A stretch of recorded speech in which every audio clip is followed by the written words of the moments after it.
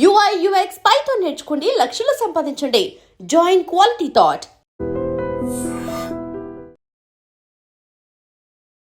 Hello views, welcome to iDream Media. Vizianagaram జిల్లాలో అవినీతి తిమింగలం ఏసీబీ అధికారులకు చిక్కింది. అసలు ఏదైనా కష్టం వస్తే ప్రభుత్వంతో పని చేయించుకోవడం మన హక్కు. అలాంటిది ఎవరైనా ప్రభుత్వ ఉద్యోగి లంచం అడిగితే ఏసీబీ అధికారులకి మనం కంప్లైంట్ చేస్తాం.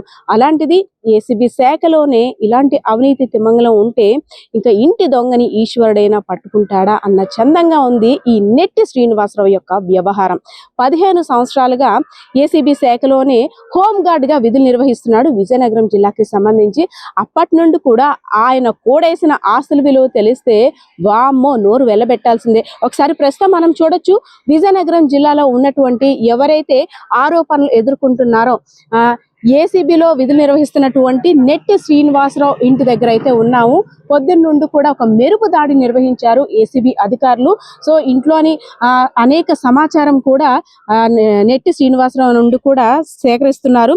సుమారు 15 సంవత్సరాలు ఏసీబీలో హోంగార్డ్ గా పనిచేసి ఎంతో మందిని అవినీతి పనులను పట్టుకోవడంలో భాగస్వామిగా ఉన్న ఆ హోంగార్డు చివరికి అదే ఏసీబీ అధికారులచే అరెస్ట్ కావడం విచిత్రమే అనిపిస్తుంది. అయినప్పటికీ ఇది వాస్తవం. విజయనగరం జిల్లా గుర్ల మండలానికి చెందినటువంటి నెట్టి శ్రీనివాసరావు ప్రస్తుతం హోంగార్డ్ గా జిల్లా పోలీస్ శాఖలో విధులు నిర్వహిస్తున్నాడు.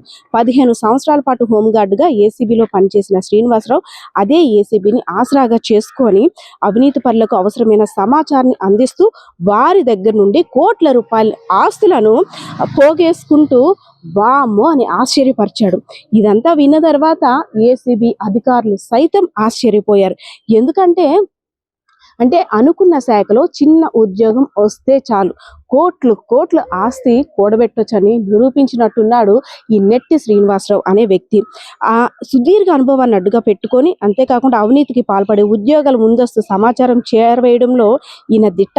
అదేవిధంగా జిల్లాలో ఉన్న సబ్ రిజిస్టర్లకు అవసరమైన సమాచారాన్ని చేరవేస్తూ ప్రతి నెల వారి వద్ద నుండి నెలవారీ వసూలుకు పాల్పడమే కాకుండా హోంగార్డ్ శ్రీనివాసరావుపై అనేక ఆరోపణలు ఉండడంతో పాటు జిల్లా కేంద్రంలో ఉంటున్నటువంటి శ్రీనివాస్ ఇంటిపై మెరుపు దాడి చేశారు అధికారులు. అదేవిధంగా శ్రీనివాసరావు స్వస్థలమైనటువంటి గుర్ల మండలంలో కూడా ఏసీబీ అధికారులు దాడులు నిర్వహిస్తున్నారు. ఈ దాడుల్లో శ్రీనివాసరావుకు సంబంధించి పలు రకాల కీలకమైన స్థిరాస్తి పత్రాలను స్వాధీనం చేసుకున్నారు. సుమారు 10కి పైగా జగనన్న ఇళ్ల పట్టాలతో పాటు ఇతర ఆస్తులకు సంబంధించి కీలకమైన సమాచారాన్ని కూడా స్వాధీనపరుచుకున్నారు.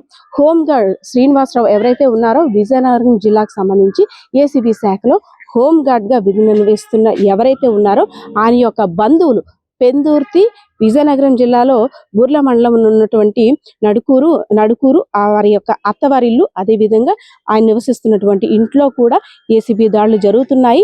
అసలు దాదాపు 20 కోట్ల రూపాయలు అవినీతి ఆరోపణలు ఎదుర్కొంటున్న నెట్టి శ్రీనివాసరావుపై మరింత సమాచారం కూడా రానుంది. ప్రస్తుతం ఇప్పటి వరకైతే కొన్ని స్థిరాస్తి పత్రాలను కూడా స్వాధీనం చేసుకున్నట్లు తెలుస్తుంది. అదేవిధంగా 60,000 రూపాయల వరకు క్యాష్ ను కూడా స్వాధీనం చేస్తున్నట్టు ప్రస్తుతం మనకున్న సమాచారం.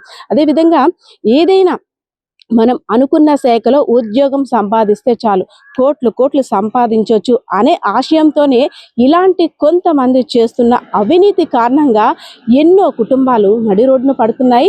ఎవరి దగ్గరికి అయితే ఏసీబీ అధికారులు రైడ్ వెళ్తున్నారో వారికి ముందస్తు సమాచారం ఇచ్చి వాళ్ళ దగ్గర నుండి కూడా కోట్లు వసూలు చేయడం నిజంగా ఆశ్చర్యకరమేస్తుంది. సో చేసేది చిన్న ఉద్యోగం కానీ సంపాదన మాత్రం కోట్లలో. కొడితే కుంభస్థలాన్ని కొట్టాలని ఆలోచనతో ఏసీబీ శాఖలోకి వచ్చినట్టు కూడా తెలుస్తుంది. సో మరి కాసేపట్లో పూర్తి సమాచారాన్ని ఏసీబీ అధికారులు కూడా మీడియాకు వెల్లడించే అవకాశం ఉంది. ప్రస్తుతం ఇప్పటి వరకైతే మాత్రం ఇంకా ఏసీబీ దాడులు కూడా కొనసాగుతూనే ఉన్నాయి. నిజంగా ప్రస్తుతం ఉన్నటువంటి సమాజం దేనికి ప్రయారిటీ ఇస్తుంది? ఆర్థిక సంబంధాల చుట్టూ మాత్రమే తిరుగుతుంది. మళ్ళీ ఎన్నికలంగానే చాలా విరక్తి కలుగుతున్నాం. మంచి అనిపిస్తుంది కదా, లేడీస్ కూడా ఛాలెంజింగ్ జాబ్స్ చేసినప్పుడు చాలా బాగుంటది. ట్రాఫిక్ అసిస్టెంట్స్ గా నియమించిన ట్రాన్స్జెండర్స్ అందరితో సాల్యూట్ చేయించుకుంటున్నారు. ఫుడ్ డెలివరీ ఇవ్వటానికి వెళ్ళినటువంటి డెలివరీ బాయ్ అనిల్ పై కళ్ళ ముందు